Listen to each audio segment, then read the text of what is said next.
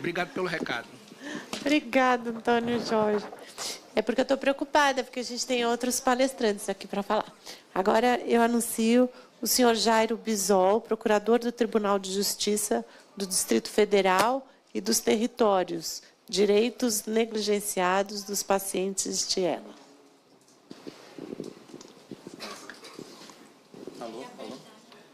Alô? Alô?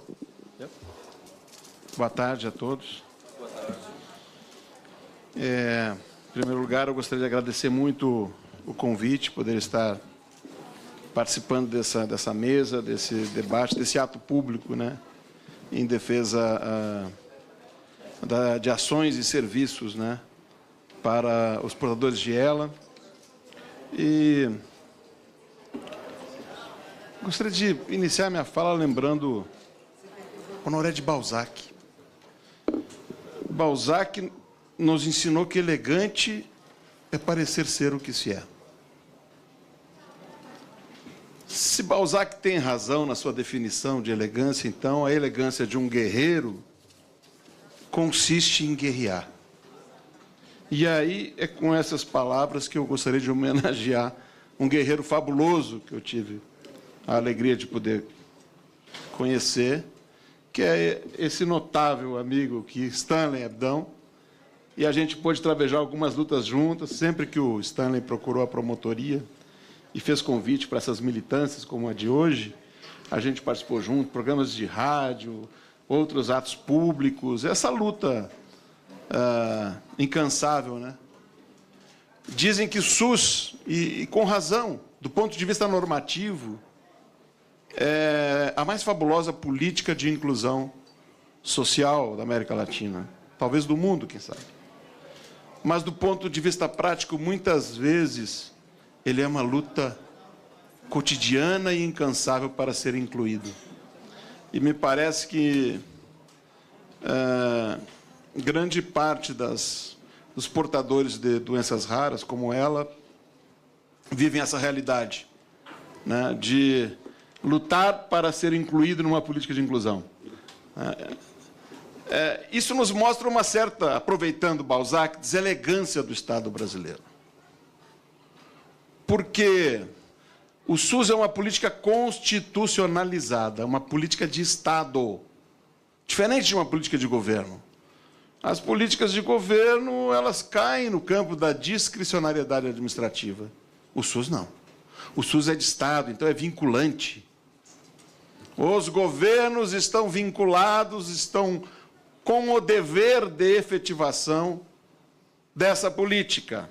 E o que a gente testemunhou em nosso país da consolidação constitucional dessa política até os dias de hoje foi uma imensa deselegância por parte dos governos, dos sucessivos governos, todos, sem exceção.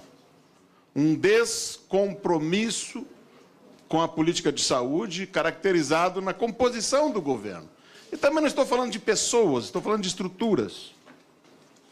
Governos são estruturas complexas, são correlações de forças internas complexas, mas o único dado que não oferece maior complexidade é que a área social nunca foi hegemônica nessa nova fase da democracia brasileira, na nova república que muitos dizem por aí já está dando seus últimos respiros, né? A situação institucional, político-institucional brasileira é uma situação bastante grave. É difícil a gente pensar em falar num campo específico dessa doença rara, né? Do não comprometimento do Estado com a atenção à saúde dessas pessoas, quando nós vivemos uma situação generalizada de descompromisso com a saúde como um todo. A falta de vontade política do Estado em efetivar SUS, ela se manifesta de forma ostensiva e quase que grosseira nas questões mais fundamentais de um sistema de saúde. A primeira delas é a questão do financiamento. O SUS vem sendo desfinanciado progressiva e intencionalmente pelos governos. apesar da normativa constitucional determinar que se faça uma recomposição, uma ampliação progressiva da base de financiamento. Então, nisso aí, os governos estão descumprindo a política de Estado. A falta de vontade política em fazer SUS se manifesta na indefinição de um modelo de gestão capaz de efetivar a política. Não temos um modelo de gestão para efetivá-la. Os modelos que nós dispomos são muito ruins e a gente tem testemunhado graçar aí as terceirizações, que num país onde a lógica consistente em desviar recursos para financiamento da máquina política já não se mostra uma exceção, mas sim a regra. Então, essa forma de gestão do sistema público de saúde, que implica em mega contratos de gestão, terceirizados, com pagamentos vultuosos de trato excessivo, ao final do mês, nós sabemos que isso implica em desvios substanciosos dos recursos já parcos para o financiamento da política. A falta de vontade política do Estado brasileiro se manifesta no desmanche dos órgãos de controle interno do sistema. O DENASUS está à míngua, ele vem sendo deixado de lado e esquecido para que ele realmente, aos poucos, vá desaparecendo. Já há uns bons 10 anos, uma década que eu tenho acompanhado a penúria, né, e o desespero desse importante órgão de controle. A falta de vontade política do Estado brasileiro em efetivar SUS vai se multiplicando em todas as áreas importantes do sistema. Falta de blindagem política. Não há como conduzir um sistema complexo, sensível, como o sistema de saúde, com interferência política. A lógica política é uma lógica da irracionalidade. Isso aí a modernidade sabe desde a origem. E a lógica do sistema, ainda mais um sistema complexo como a da saúde, é de absoluta racionalidade. Elas não se casam. Toda vez que o político toca no técnico, desmancha o técnico. Brasília é um caso crasso, não é, desse desmonte promovido pela política do sistema de saúde, porque o sistema se encontra num estado de calamidade em Brasília, apesar de ser um sistema, do ponto de vista do financiamento, um dos menos pobres do país. São 7 bilhões de reais. Para o financiamento da saúde pública de Brasília, são 35 mil servidores. Agora, os órgãos de controle externo, como o Ministério Público, quando nós vamos fiscalizar os nosocômios, os hospitais, como fizemos no ano passado, nos 8 maiores hospitais públicos da rede, o que nós encontramos foi uma situação de desmanche no quadro pessoal. Déficit generalizado de pessoal. Faltam médicos, faltam enfermeiros, faltam auxiliares de enfermagem, faltam odontólogos, enfim. Faltam técnicos administrativos. Há um déficit generalizado. Mas, em compensação, quando a gente vai olhar mais de perto, a gente vê que 80% dos 7 bilhões estão comprometidos com folha de pagamento. Que sistema funciona com isso? Claro, ninguém é contra salários, ninguém é contra se ganhar bem. Agora, se nós temos um sistema com 7 bilhões de reais, nós temos que optar entre pagar 3, 4 vezes o mercado ou fazer saúde para a população. As duas coisas a gente não consegue fazer. Então, também a má gestão dos recursos públicos, mesmo ali onde há recursos. Isso nos conduz à realidade cotidiana desses guerreiros notáveis que tem aqui. Eu tenho a alegria de poder repartir a mesa com 3 guerreiros notáveis. Mais um outro guerreiro notável, pena que falou pouco, porque estava falando o caminho da roça, como eu diria. Olha, se nós quisermos ter atenção, nós precisamos se preocupar com esses aspectos. A regionalização é um aspecto importante, é uma saída. Não é ideal, como disse o Antônio Jorge, mas ela é uma saída talvez viável dentro da estrutura do SUS que se dispõe. Então, é preciso definir objetivos para se fazer a boa guerra. A boa guerra não é feita só de energia, é feita de estratégia, de inteligência. Né? Nós sabemos que o caminho que resta, muitas vezes, é o caminho da judicialização. Toca na minha área. A judicialização, ela tem duas faces. Porque o direito à saúde, ele é também bifacial.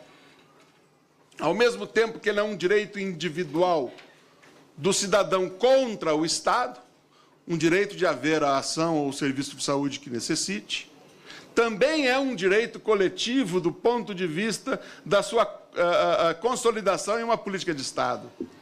E aí ele é tratado no plano judicial desses dois modos distintos. A minha instituição, o Ministério Público, atua na tutela do direito sanitário coletivamente falando. Não é? Então, nós temos que concentrar, focar na efetivação da política como um todo. Mas órgãos importantes também de inclusão social, como a Defensoria, ou mesmo uma atividade privada da advocacia, faz a tutela do direito individualmente considerado. São ações individuais, é o indivíduo contra o Estado. Esses dois campos de efetivação no plano jurídico são problemáticos. O campo individual, ele impõe um ganho de irracionalidade no sistema que o sistema não resiste. Esse é um dos problemas. Você faz um sistema subfinanciado, subdimensionado, subestruturado, né? E impõe um peso imenso de um volume tsunâmico de ações individuais combinatórias, a vida de um gestor da saúde se torna um inferno. É inviável, porque ele não pode mais estabelecer estratégias sistêmicas para poder efetivar, com o pouco dinheiro que tem, o máximo, ou da melhor forma possível, o sistema de saúde. Essa é uma questão, mas eu tenho dito por aí que nós não podemos em nenhum momento negligenciar desse direito individual do cidadão. Isso não justifica o ganho de irracionalidade que essa luta, que esse tipo de caminho impõe ao sistema, não justifica fechar essa porta. Porque muitas vezes é a única porta que o cidadão efetivamente consegue para alcançar, enfim, a ação e o serviço que ele demanda. E o Estado tem que se organizar para oferecer a resposta. E essa judicialização tsunâmica que eu me refiro, ela se dá por uma não efetivação monstruosa também, pelas razões que algumas aqui eu elenquei, da própria política de saúde. Do ponto de vista coletivo, as ações que nós movemos, normalmente, são exitosas em primeiro grau. Ganhamos liminares, que são rapidamente derrubados pelas cortes recursais, e perdemos os processos em segundo grau. O que mostra que a nossa magistratura está organizada de tal forma que ela está mais afeiçoada ao Estado do que à sociedade. Essa é uma questão de uma organização de um poder estratégico da República. Se é assim que nós queremos a magistratura, ok, temos ela. Se nós queremos uma magistratura mais comprometida com o social, precisamos reformular a estrutura da magistratura. Então, vejam, a esse ponto da minha fala, eu começo a ter que, para tratar da questão, sobre um aspecto plausível da questão dos portadores de ELA e da negligência do Estado, eu vou ter que chegar a levantar algumas reflexões de caráter muito abrangentes. Nós temos a obrigação de fazer uma reforma do Estado. E ela passa por uma reforma política. A única maneira, eu discuti isso com o governo local, a única maneira de se blindar a saúde da política é reformando a política. Do jeito que está organizada a política nacional, não tem como se blindar os sistemas sensíveis como o sistema de saúde da interferência destrutiva da política, desorganizadora da política. Não tem como. E nós precisamos mudar o nosso modelo político para que a vida política não passe por essa necessidade, né, de controle de cargos de execução orçamentária, essa necessidade de nomeação de bases eleitorais em cima de sistemas delicados como o da saúde. Isso é uma questão de uma responsabilidade nossa. Precisamos fazer a reforma política. Nós estamos tratando de reforma da Previdência, sem antes fazer uma reforma política. Há uma questão até de legitimidade aí, congressistas. É preciso se pensar, por que não se fazer antes a reforma política? Haverá um ganho de legitimidade para fazer a necessária reforma da Previdência, a necessária reforma trabalhista. É preciso também se repensar a estrutura do judiciário. É preciso fortalecimento dos órgãos de controle também, internos. Claro, todo órgão de controle precisa de aperfeiçoamento. Se um órgão X precisa, aperfeiçoe-se, mas não se desmanche as estratégias de autonomia, né? Porque elas implicam na ineficácia do órgão. Eu não vejo, Stanley, eu não vejo, deputada, um bom futuro para o SUS a curto e médio prazo. Eu não consigo imaginar que a gente consiga avançar na efetivação das políticas do SUS como um todo, sem essas reformas abrangentes. Não é?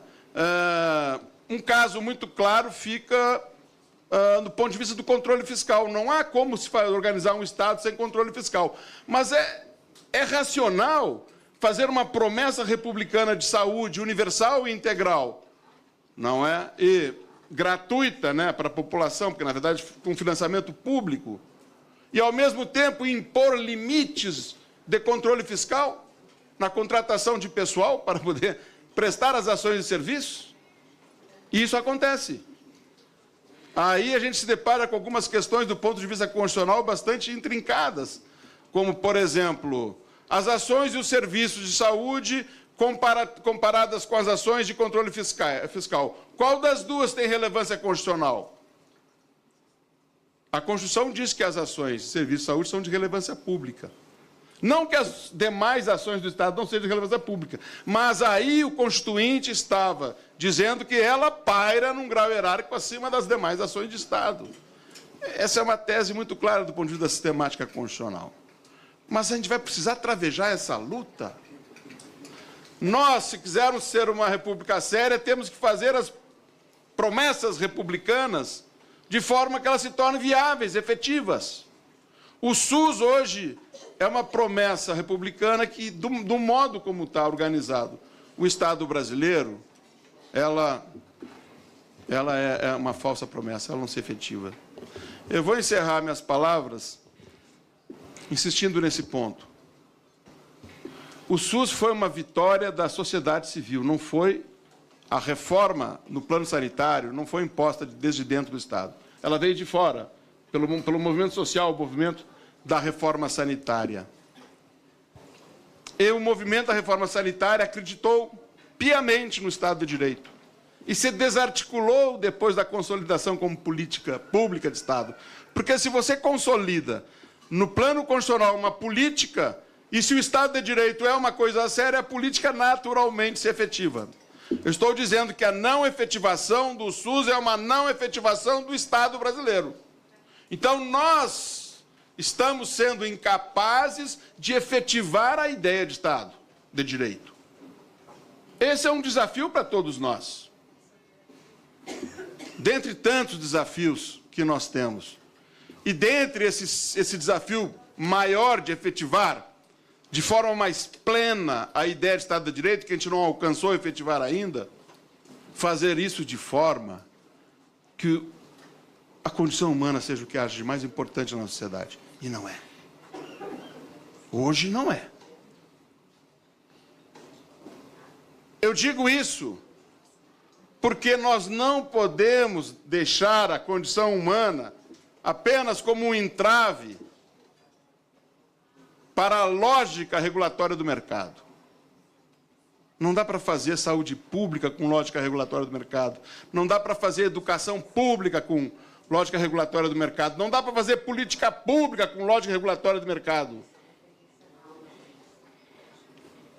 A gente precisa inventar uma maneira de efetivar o Estado de Direito, mas um Estado onde as políticas sociais especialmente educação e saúde, sejam levadas a sério.